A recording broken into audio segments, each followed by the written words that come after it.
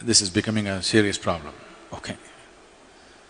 You try to do anything in this country, they want to stop it. You want to build a dam, there's a protest. You want a nuclear project, there's a protest. Thermal project, protest. Windmill, protest. But everybody wants everything.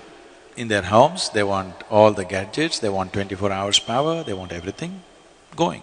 This is because we are only looking at the problems and we have not taken up the challenge of creating solutions in our minds. I think this is a kind of a pre-independence hangover.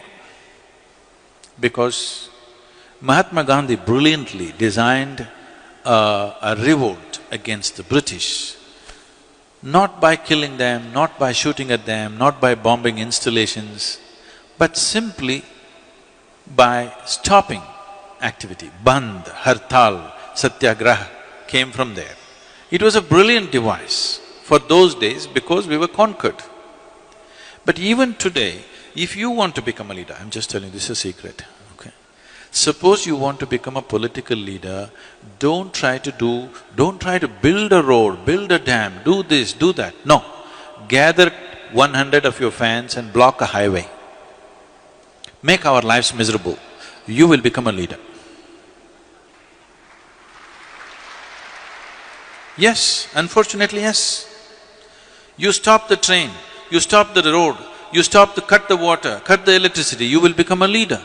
If you make something happen, you will get ignored, of course.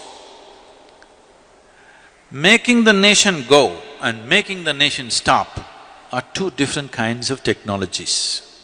Mahatma Gandhi mastered the art of making the nation stop, and it was contextually the right thing to do for those times, because we were being ruled by somebody else. But we are still doing the same thing. State governments are demanding that they must have a right to call for a bandh. Bandh means closure.